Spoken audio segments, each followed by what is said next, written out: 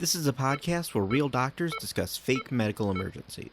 That means that unless you're on the waiting list for an exorcism in New York City, this podcast is not medical advice. If you need medical advice or medical care, please contact your doctor. And if you need an exorcist, please contact your archdiocese. Hi, everybody. I'm Jackson Vane. I'm Johnny Kolosinski. You might remember me from such podcasts as Holy Toledo, a exploration of the various consecrated sites in northwestern Ohio. This is Hi Everybody, a Bad Medicine podcast. Every week we talk about what Hollywood gets right and wrong about medicine and how the body works. You can find this podcast online at Hi Everybody MD on Facebook, Instagram, and Twitter, or at www.hieverybodymd.com. And HTTPS actually works on the website now. Yay! Happy New Year. What?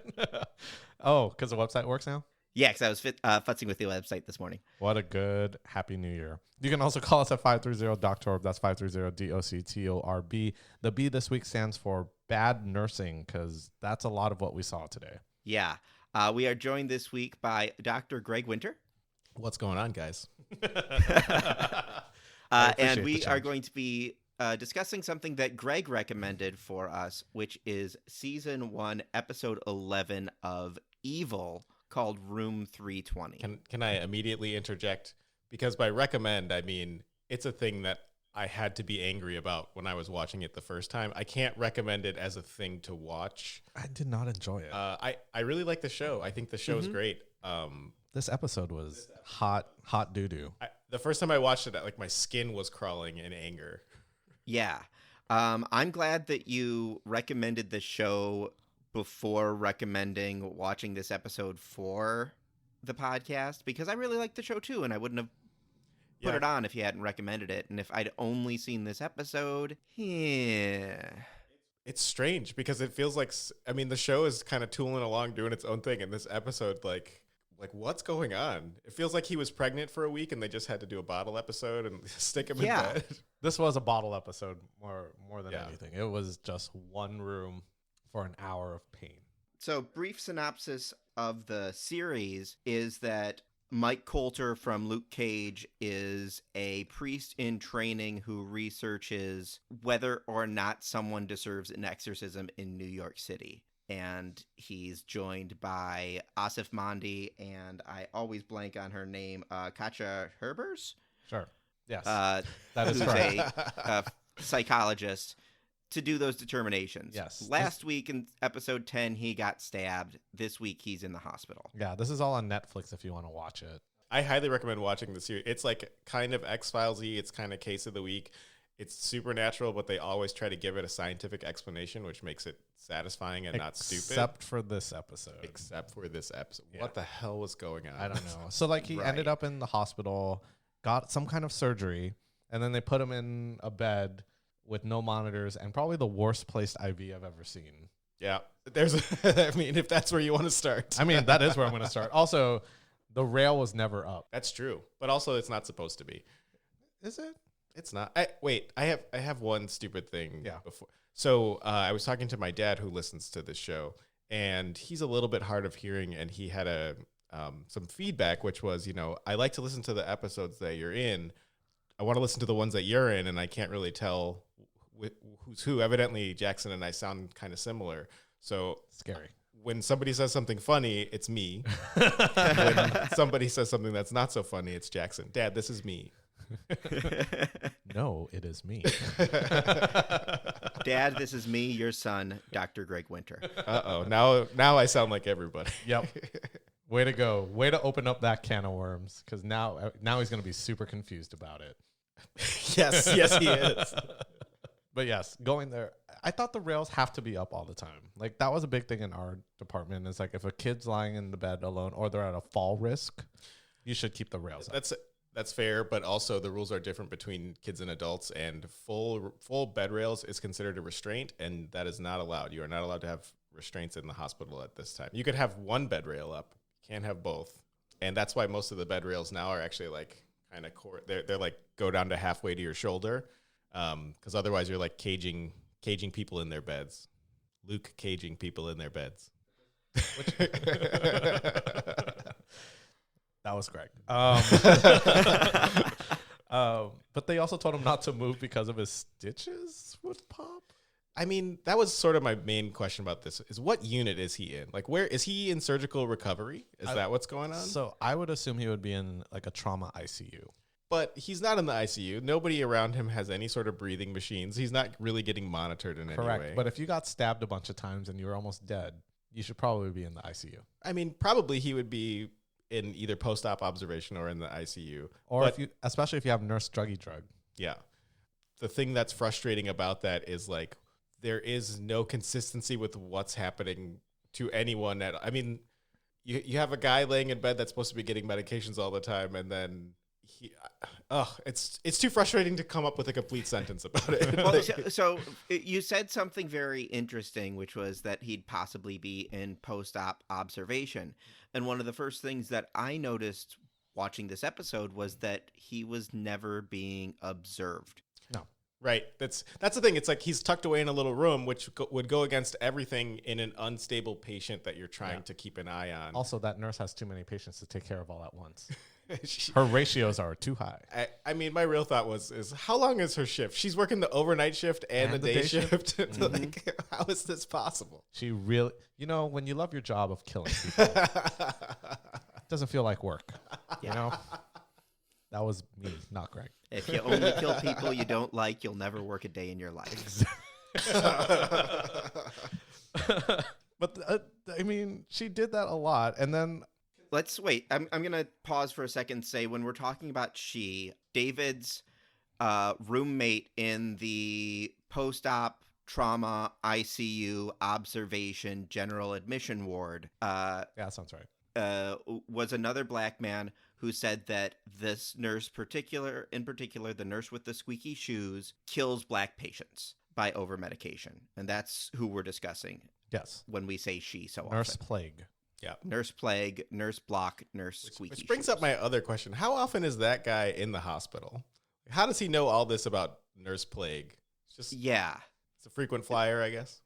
Mm-hmm. Every visit, they chop off a little bit of leg.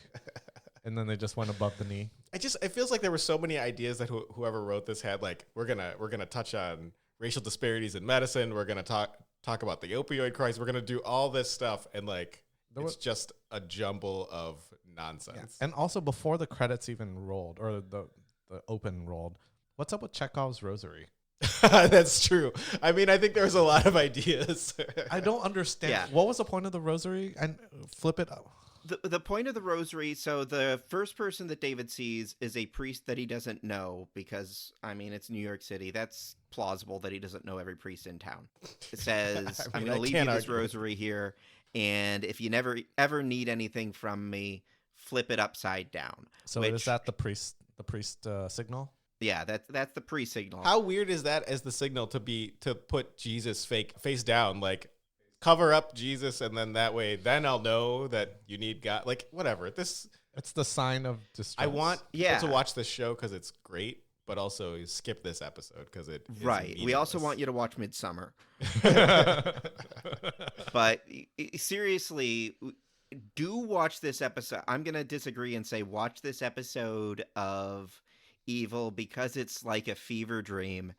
It's an unreliable narrator situation all over again, like Midsummer, except without the critical acclaim of Midsummer. Yeah, executed in 42 minutes, but it felt as long as Midsummer, so that's something. Felt like forever. But that first scene with the priest. So the priest may or may not have been in line with right. Like, didn't he show up later Nurse in a Plague? Hallucination? Yeah. Wait, we're supposed to be talking about medicine here, right? Yeah. Not a bad liturgical ? Podcast? Clerical? Liturgical, I believe, refers to the ceremony, like liturgy. So maybe. Yeah. Clerical. It's bad clerical podcast. You're going to make those secretaries real mad. Wait, clerical. Clerical. There you That's go. The one. That's the one. No, we'll clerical counts too. Yeah, I thought so. The clerky? Yeah, Dungeons and Dragons. I don't. Two people on this podcast have played Dungeons and Dragons, and the other one's Jackson. How dare you, but it's true. But, can I mention one thing? What did you guys think of the the nurse giving him an epidural. Okay, yeah, that's not a thing that nurses do. No. An epidural is when you stick a needle between. Oh, I can't remember the layers. I'm gonna just butcher it if I just try to say it off the top of my head.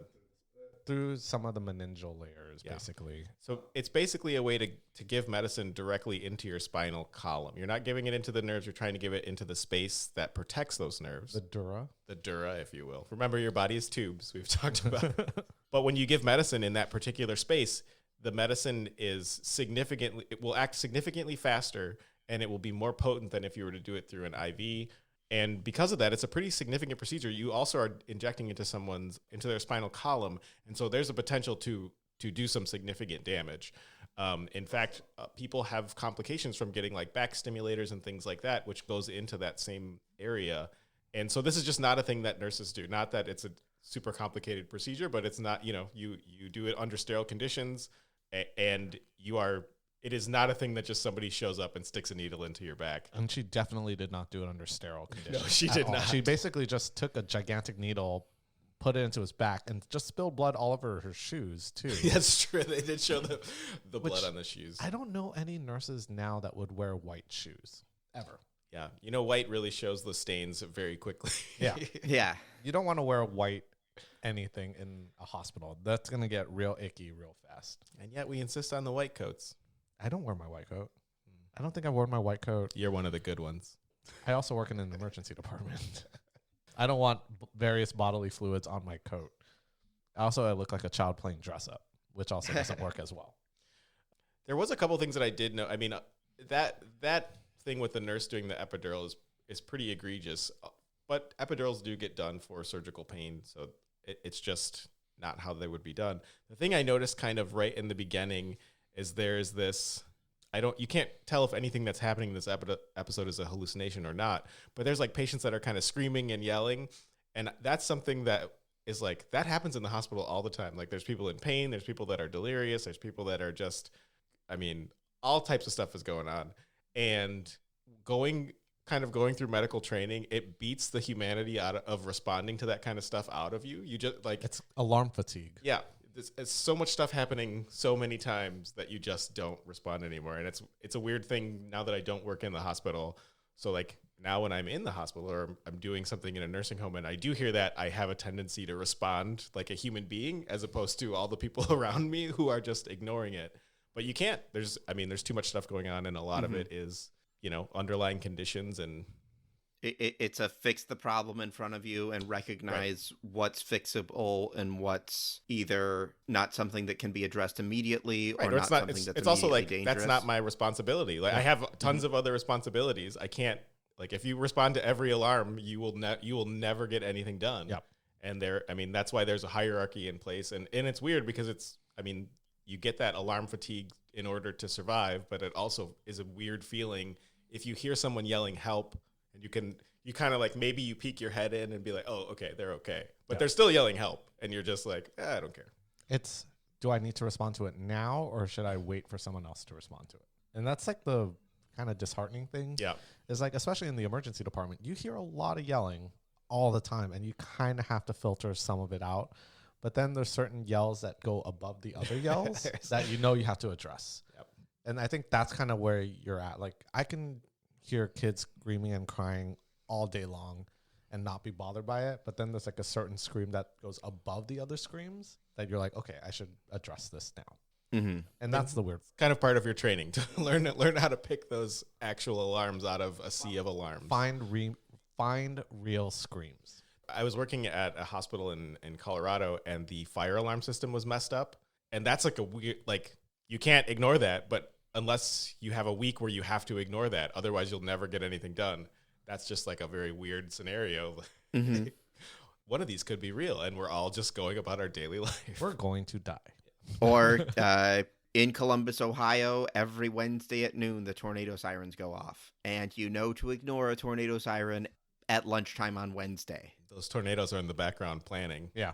We're gonna hit these guys on Wednesday afternoon. Gonna wipe out Columbus, Ohio. But yeah, the screaming, like the oh god, oh god, oh god thing, that's the kind of scream that would actually get someone to kind of come in, especially if it's in the middle of the night. I mean, it's weird. It all just depends on what your particular alarm fatigue is. Because if you're in a nursing home, the stuff that you like, people that are just like wailing, right? And then you can even check in and talk, and they're like, I'm okay, and then they're just going back to where they're at. Yeah. It's weird. It was just something that struck out as one of the few accurate things happening in the show. But going back to not accurate things, what do you think of the nurse giving him a squeezy ball to do rehab in the middle of the night? I mean, there's a couple problems. This is the same nurse that did an epidural who's also doing physical therapy, which she is very prolific. Yes. Normally, these are handled by very different specialists, yeah. It's not unheard of for a nurse to give somebody exercises or to go through exercises, but normally that patient is evaluated. I mean, she's like, there was nerve damage. You know that because he was somebody had to evaluate him to go through and see what the nerve damage was. And then they would do kind of more intensive stuff. And that might be something he does way later with the squeezy ball. But that's also not really nurse responsibility. Also not middle of the night time. Definitely not middle of the night time. Yeah, that's like when you get the call in the middle of the night from like a nurse during residency. He's like, hey, there's 2 orders for Tylenol. You don't need this right now. Can you clean it up? They're the same. No, clean it up. It's that kind of stuff that drives people insane. It does, but also, Jackson, maybe you should be nicer to your nurses. I never got calls like that. I actually asked them, like, did I offend? Did I checking your body odor? Like, no, we're just trying to make it clean for the daytime. Like, I don't care about the daytime right now. I want to get through the nighttime. I'm nighttime Jackson. Yeah. Daytime Jackson cares about daytime Jackson. Exactly. That's a rare thing. Again, this is all from before the credits, too. That's true. I have a tangentially medical question from before the credits. I'm sorry. This is hi, everybody. There's no tangents. We are laser focused. We are laser focused in a scatter pattern. How often do the cops debrief witnesses and friends and family in the hallway of the hospital? On a TV show? Always. All the time. All the time. In real life, definitely not in the hallway. In the ER, I think you probably see more. We more do, cops. But we usually have them in a room where it's a little more quiet and away from everyone who can looky-loo. Definitely not in the middle of the hallway, though. And cops are usually involved when there's something that just happened. And so that's kind of more in the acute setting, in the ER setting. I remember also in Colorado, it was kind of funny when when the other cop shows up to sort of relieve the sleeping cop, and there's this immediate kind of who's is bigger contest that happens. Like everyone's just trying to prove that they're the one in authority. And in the hospital, I saw that when a cop got injured in an accident, and the sort of other police officers were coming into the ICU, the intensive care unit. They're trying to show support, and the doctor's like, "Hey, you all cannot be in here. There's like a limit per patient." Yep. And the cops are like, "Well, we're cops. We're coming in." And it's just like, "No, you're not. You have no authority here. You guys can go outside." And it's just like, it's a big pissing contest. Yeah, it really is. And a lot of times they'll be like, "Hey, can you figure out what's wrong?" At least from an ER standpoint, like, "Hey, can you figure out what's wrong? We have to go." Like, right. Hold on. I'll figure it out when I can figure it out. You get to wait. There's a bunch of tests and stuff happening. Yeah. They're like, "Can you work faster?" I'm like, "For you? No, I cannot." And I make them wait. Like, it's kind of like the same situation where you go to a restaurant and you're like, "Where's my food? What's taking so long?" And then, or you give them bad service or you're rude to your person. It makes people work slower. And that kind of happens. It's true. You get more flies with honey. Yeah. So we get that a lot. But anytime we have to debrief someone, it's usually in another room. Like, I've had cases where someone got shot and you don't want to explain who got shot and how they got shot or how they're doing in the hallway, where potentially someone who could be part of the shooting party can listen to it. Mm-hmm. So usually we're in a different room to do that. Can we move to like why this nurse decided to suffocate somebody? So, well, I'm going to preface this by saying that may or may not have been a fever dream. Yeah, this is like an unreliable narrator that's also taking drugs and also got hit on the head and is waking up from surgery. Like, everything about anything you see. And was that a Swedish festival? Was that? in Midsummer. He was the May Queen. Okay. Yeah. But it's one of those things you can't. No, but it did happen because that guy did die. But was that guy ever there? Oh, no, he did die because they found his bracelet in the locker. Yeah. Let's not debate. So it is. So that's a real thing. And it's one of those, if he was on monitors, you can definitely tell someone's in distress. Right. But he wasn't. Did he die then, or was he taken away in the middle of the night and died? I think he died later. No, she suffocated that guy with a pillow. Okay. Yeah. And that's one of those things where the physical findings of suffocating someone on like autopsy. Yeah, and that would review, not be swept under the. It is not a subtle thing. Like you'll have retinal hemorrhages, where your eye blood vessels burst. You'll see struggle marks. You'll probably see parts of her skin under his nails, because if you see retinal hemorrhages like that, you're gonna look under the nails to see if there's other things like DNA or anything like that. It's one of those, like, if this nurse has access to, significant medications and the ability to do epidurals, she could kill someone pretty easily. Suffocating someone with a pillow would not be. That's not what you'd want to do. Where's the sport? Yeah. Where's the heart? And also, you can't really cut someone's bracelet off if they've stayed in the hospital without someone going, "Hey, where's your bracelet?" Because I mean, nowadays they use the bracelets to scan to give medications. Yeah.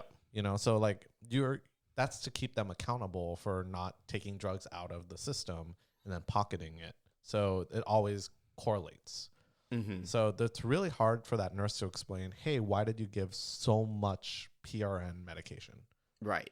Right. Yeah, that's PRN meaning just as needed, as opposed Correct. to. Don't ask me what PRN stands for, because I really have no idea, but I know it means as needed. I don't know what it means. I don't know what it as means. opposed to like a planned medication schedule. Yeah. Correct. Yeah. It is not a scheduled medicine. It is an as needed for every time he said he was in pain. But then it also didn't make sense that she said, "Oh, how bad's your pain?" And he said 9. She injected him with medications, but then recorded a 2. Yeah, that's the thing. They were like trying to explain that she's hoarding the drugs and changing the number, so she doesn't. It just doesn't. It doesn't add up that way, because she's trying to kill them. So she would actually just record a higher number and give more medication. Yeah. There's no reason to write down less of it. Like, I don't understand. Just say that they were in 9 and then give them that. Like, stick with your story. They were in a lot of pain. I gave them more medicine. Instead of, "Oh, they were in kind of a pain, but I still gave them medicine anyway." Like, you can't justify doing an epidural for a level 2 pain. You give them Motrin or Tylenol and tell them you'll be fine. Not a bunch of opiates.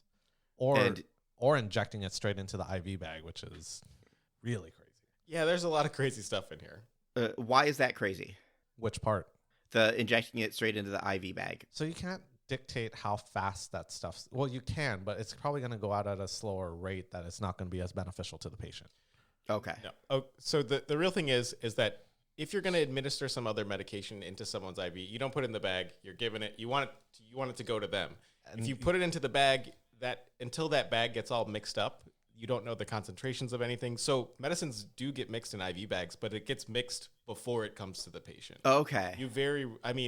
I'm sure that it does happen where things get injected. I think the only time I've ever done that is with like a migraine cocktail. Yeah, and I mean, like, chemotherapy kind of gets done like that a little bit, but it's still like, normally medications are mixed before you get it, or the IV is helping push your medication through. Or piggybacking. Right. Yeah. It's called piggybacking. The other thing that you never do, which always happens in TV, is injecting the medication into the tubing itself. Because then you got a hole in the tube. Correct. Unless it's like self-healing tube, which is pretty rare, and I don't see it too often, but it does exist. You don't do that.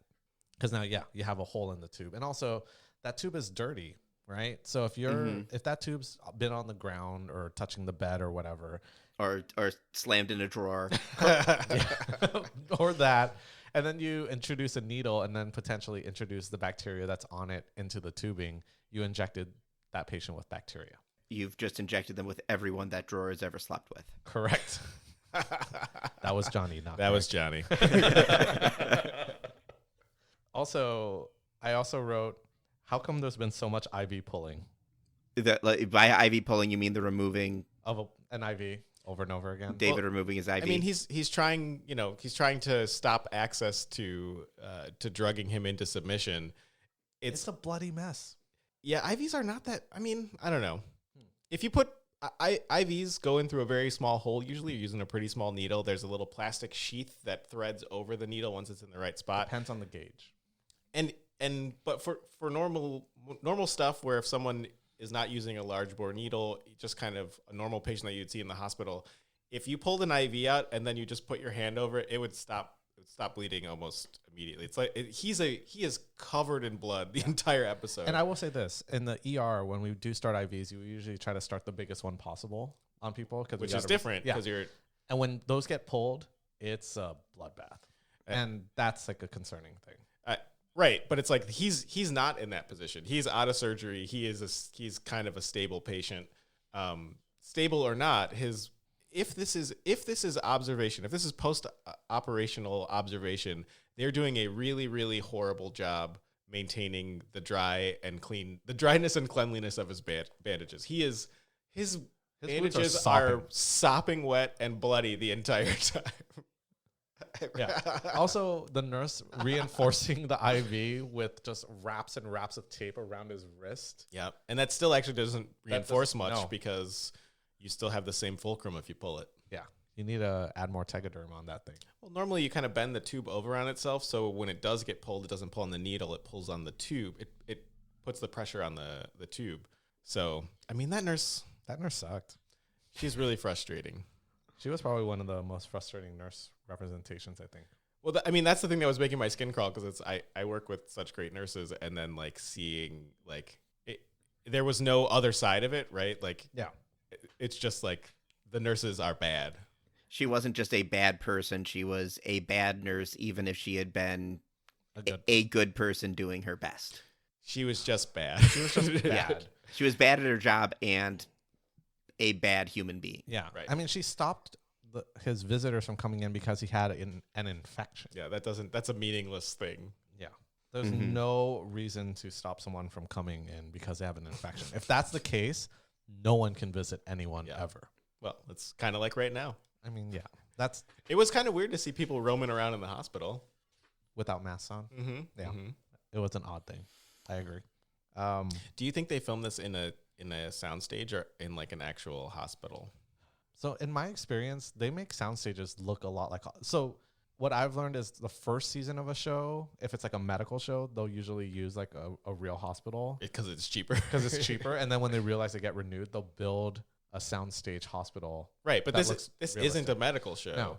And I also don't watch a lot of medical shows. So it's like sometimes you can recognize that kind of stuff like, oh, that's the scrub set or whatever. But because that hallway was so long, I was just like, this has to just be a regular hospital. Yeah, hospital or like just an on-site, Or it could be an office. Or it could be a hospital they built a long time ago. Yeah. But they definitely, from what I've recognized, is a lot of the times it's just a real hospital if it's just one time. Mm-hmm. Like a decommissioned hospital or something like that. Like Scrubs' hospital before they knocked it all down. Because that hospital doesn't exist anymore. There are so many hospitals that like, we have an old building that no one's been in for 10 years.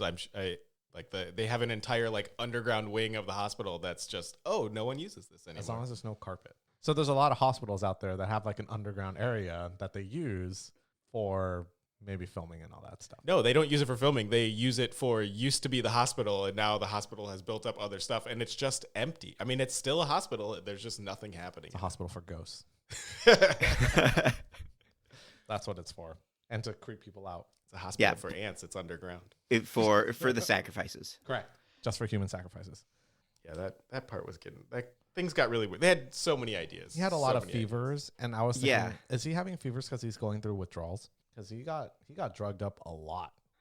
And he's a recreational or professional, depending on how you want to look at it, user of hallucinogens and psychedelics. Oh, that's right. I watched this whole thing a long time ago. I forgot that he is a regular partaker of psychedelic mushrooms, who then refers to it as seeing God, which feels like, I mean, that's a pretty big jump. Are you sure we're not watching Midsummer? I mean, it can certainly feel like that, but it's also weird that he meets that guy in like a club bathroom to buy mushrooms. The guys that sell mushrooms, they live next door to you. Note to self. The other thing I noticed too that was odd was everyone's chart was kind of left in front of their bed, which doesn't happen anymore. Yeah, that's a TV hospital thing. Yeah. No one looks at charts left in the open anymore because you can't leave charts in the open anymore because that's illegal. That's against HIPAA, the Health Information and Protective Services Act. Is that right? Health Insurance, Portability, Accessibility, and something act. Oh, PRN stands for pro re nata, which means as needed. Everything in medicine is Latin. Except for HIPAA. Health Insurance, Portability, and Accountability Act. Oh, Jackson's right. It's stupid, right? Like, Yeah, that's real dumb. you would think You'd think because you shouldn't need health insurance to get privacy. health care. Yes. So why is that part of our health care? Because America. All right, this is going to be too big of a topic for right now. We could just do a HIPAA-focused episode sometime. Just based on this person's chart. Just me pulling my hair out. No, HIPAA is important though. No nose. I don't know what they call them in the adult world, but when we put on We mittens, call them oopsies in the You adult call world. But what do you call the things to prevent your patients from pulling out their IVs? Mittens. You call them mittens? And we that's a restraint. You're not allowed to use them. If you're doing that, you need a sitter in the room. So we call them no-nos for kids. So They can't get their fingers in their noses. No, they still can. But also, there's two no-nos. So there's the mittens, Mm-hmm. and then there's the thing that we put on their elbow, Oh, so like they can't. Velcro, so they can't bend their arm to get to their IVs. So they basically are straight-armed, going like straight up and down like Frankenstein, and can't pull their IVs. It works, but Yeah? we call them no-nos. But also, the way they put on this person's no-nos looks like they can be easily removed with his teeth. And he definitely does use his teeth to get around because he uses his teeth to throw the pillows onto the ground so he can roll onto them. Man, that guy was a bloody mess crawling along the floor. Like where was all that blood coming from? His back. From the epidural. From the epidural. I mean, that's his main infection risk, that epidural. He's got meningitis from all that. Yep. But now I lost my train of thought. But the no-nos. You said that they were put on poorly. They were put on poorly, and yes, I agree with Greg. Those are restraints. You definitely need a sitter, and you can't just put those on lightly. It has to be someone who is like delirious or has some kind of cognitive injury, I guess, that would cause them to not be able to follow directions and can interfere with care and cause themselves harm. It's funny because all that stuff, like those mittens or the no-nos, it's all designed in a way to combat the rule of not restraining people, because you start by, we'll just tie them to the bedpost so they can't do it. Well, you can't do that. Like, well, what if we make it so they can't bend their arms? Well, that's a restraint. What if we like put their hands in such a way that they can't use them? Like, Yeah. And so I've got oven mitts and duct tape. but it's like, I mean, it's like everything like that has its little space in history where like, well, you could do that for a little while, and then they're like, no, we're still restraining the patient. You're not supposed to do that. You mean like you're this- not addressing the You mean problem. like the Superman cape that I make kids wear when I'm gonna sew their lacerations on their head? Like, and I'm just gonna put you in this cape and wrap you tight like a burrito. Do you know what the cape is? Is it a Superman cape? So I slide their arms into a pillowcase Oh, and then have them lie down on it so they can't move their arms. And then we wrap them like a burrito. It sounds like he's torturing kids, but this is for their own safety. I don't want them bucking and then getting a needle somewhere where it shouldn't have been. Mainly my finger. Or their eye. Mostly my finger. But it's true. I'm being so snarky and mean today. Usually I'm not. Oh, you know the thing that sort of like set me off the most. This is the second time I had to sit through this episode. I actually, mainly why I recommended it was so that you guys had to sit through it. But when he drops the gel ball and then it bounces into the hall, like the gel ball is designed specifically to not do any of that. It doesn't bounce or anything. It won't roll even. It's just like, Flip. and it's like a major plot point for someone coming in his room. Just was very frustrating. Did they ever find the cross or the rosary? Nope. They did zoom in on it significantly. So it wasn't Chekhov's rosary. I mean, Except the priest may or may not have been real and may or may not have been a bad guy. right. So maybe it was a good thing that it didn't land Did face the rosary down. turn into a Bible? No, the Bible was in the No, drawer. the Bible was there. The Gideons, they stay in They stay in hospitals too. The Bible was in his heart all along. The Bible. The real Bible was the friends they made along the way. That's it. That's the phrase. Oh man. But yeah, he rolls off the bed, going back to the episode, rolls off the bed, crawls towards his pants, which why were his pants so far away from him with the cell phone? I don't know, but I mean, And he's been there and for just sitting out. He's been there for at least 3 days. How There's does that no still way have charge? his phone has a charge. Not a chance. Also, great reception in there that he was able to call his friend. Yeah. 'Cause- Do you have a code word for when things are going really bad and you can only get one word out to your friends? No, I should. Mumbled help. Banana. Oh my God, he said banana. He said, if I ever say banana, I got to come running immediately. Yep. Got to find out where I'm at. Banana. But he dragged blood all over the place, got dragged back into bed. And you would think a clever sociopath would get housekeeping to clean up the blood a little better. A little bit. And that blood was already brown by the time the friend showed up. So that blood has been out for a while for it to oxidize and turn brown, I think. Mm-hmm. Yeah. No. I mean, if you're trying to get away with murdering people, step one is clean up the blood. Yeah. if you don't want people to know you've been messing around, Tidy up a little bit. This is not a sociopathy podcast. The other thing I thought was when his bedmate was saying to follow the yellow brick road, and I thought he was going to have him pull out his urinary catheter, which would have made way more sense. Oh, speaking of his friend, when his legs magically reappeared, I said, "Where'd your legs come from?" It's like, "Oh, they probably drained it because it was purple." I think he said, You're correct, and I can't wait to hear what you're gonna say, and then I'm gonna correct you with something you don't know. The patient says, "My legs are swollen and purple, and they just got tapped." Mhm. I never heard of that. So yes, Teach you're me. correct. It is a thing that we do a little bit in palliative care. So there are patients who just stop responding to diuretics. Diuretics make your body lose water weight, trying to get some of the fluid off of you, and that water weight often ends up in the lowest part of your body, which for a lot of our patients is their legs. So legs What if can it's get their scrotum? that happens too. Legs can get really, really big. They can look like tree trunks. They also can, if they're like that for a long period of time, they can get skin changes. They look like almost like tree bark. They can look really, really gross. But when the legs are swollen like that and there's fluid behind it, you can either flush fluid out of the body with diuretics, or the thing that we have learned recently is that you can use like what he said, like a maple tree, use a butterfly needle. You can put it on there and have it drain specifically through there. So you can potentially drain some pretty focused edema that would otherwise be difficult to get to. That is gross. It is gross. I never do that in the emergency department. Obviously, the only fluid that we ever drain is from your stomach when you have really bad ascites from liver failure. Which, now that we're seeing adults in our hospital, is something we do.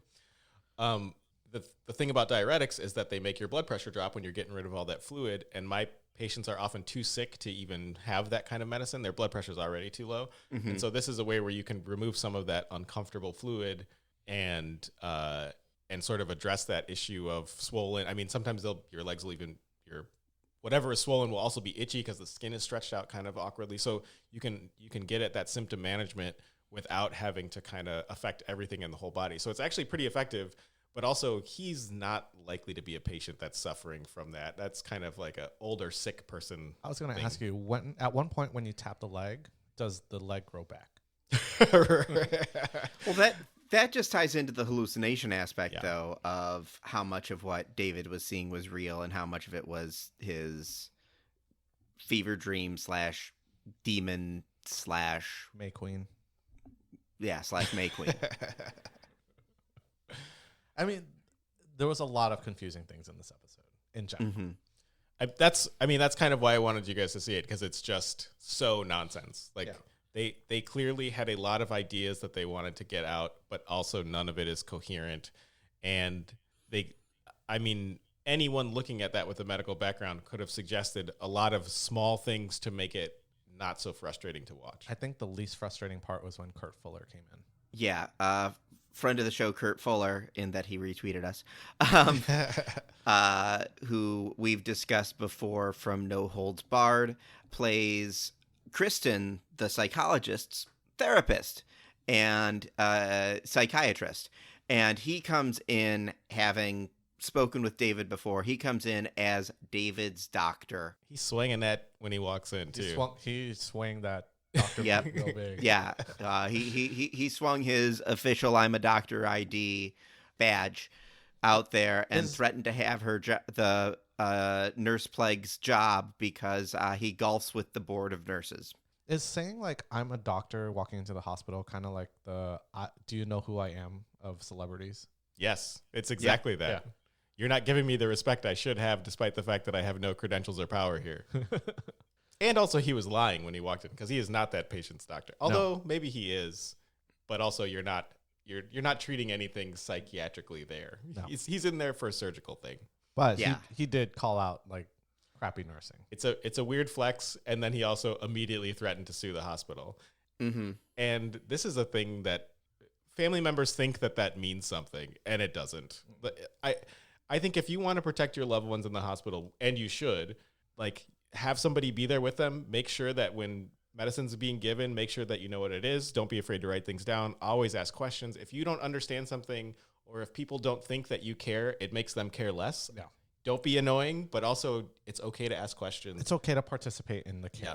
But also know that yelling at people does not help anything. No. I mean, there was one time when the doctor, I remember when my grandmother was sick and she was in the hospital and she was like hospice or palliative care kind of situation. And they had to roll her to prevent decubitus ulcers and whatnot. And then one day she was just really in a lot of pain and screaming a lot. And we were asking like, what's going on? And the doctor was really defensive. Mm-hmm. We finally like palpated her arm and she's like screaming of pain whenever we got to her, like her upper arm. Got an x-ray of it. Of course it's broken and they broke it while they rolled her. Mm-hmm. And it explains why all of them were being defensive and angry. Everyone's got their guard up already. Yeah. And we didn't say like, we're going to sue you or anything like that. But like the biggest question was, how did you let this happen? Right. And I think that's a better way to ask. But if your doctors are already being defensive and scary, that's usually a bad sign. That is a bad sign. Yeah. And that's one of the things that's worth knowing is like this is every hospital is a big organization with a lot of moving parts, and things can go wrong, and they do go wrong. There's a lot of stuff in place to hopefully make sure that they don't. But there's also sort of a culture of we can't let anything bad ever happen. And because of that, sometimes things get compounded because instead of addressing a small problem, it becomes a big problem. Yeah. And that's why, I mean, this is a roundabout way of getting back to the same point, but if you know someone that's in the hospital, you should make sure somebody is there with them all the time. That will at least show people that you care enough that they're going to be paying a little bit more attention to what's going on. I mean, because otherwise it's a job for people, and like any job, attention can lax and things can happen. But if you can be present for somebody, it will affect their care in a positive way. Yeah. And also don't be a jerk and yell at people. Yeah. Just don't be a jerk. Like, that's pretty good life advice right now. Try not to be Don't be a jerk. We're all trying to help right now. Please stop being dicks. Wear a mask. Don't be a jerk. Simple, easy things you can do to make everyone better. But thanks, doctor. Oh, yeah, I wrote, if you have concern for malpractice, don't leave, because she like figures out something bad is happening and then immediately leaves the hospital. You're right. Walk straight to the elevator. And then, you know what makes you not suspicious? Really following a family member out into the elevator, like really behind them. Yeah. His family members love that. But thanks, Dr. Kurt Fuller. The real hero. The real hero of all of this, and saved that guy's life. You got to add him and let him know we talked about him again. I mean, most likely. Almost assuredly. But yeah. And we love this episode, Kurt. If this is the only part you hear, we loved it. I actually really like him in the show. I think he was the greatest character in Psych too. So Evil got picked up for a second season. I'm excited for it. I still want to know like how this episode is so weirdly out of place. It's not like the other ones, but it's also this like the other. It fits with the rest of the plot, right? Like it only fits in this particular space, so it can't. It's not like they ran out of money and so they needed a bottle episode. Like I don't know. I think that it's a interest. It was a lot of things were trying to happen at once. Yes. I think that one thing, but also nothing gets advanced. No, they tried to shoehorn a medical episode in, and it didn't work. Well, I think what they wanted to do was have this fever dream, what's real, what's not moment, and that's something that they did do. Like, we know that there may be demons in this world. And we know that David believes that there are. And so him seeing these things in the hospital, okay, is he seeing something that's real? So the same way is Kristen seeing that is her night terror demon real or not? I really like that's an interesting question. But the execution of it was not we're wondering what's real and what's not. At Right, least for right. me, Yeah. it was I'm wondering what's happening. Like what Right, exactly? Like I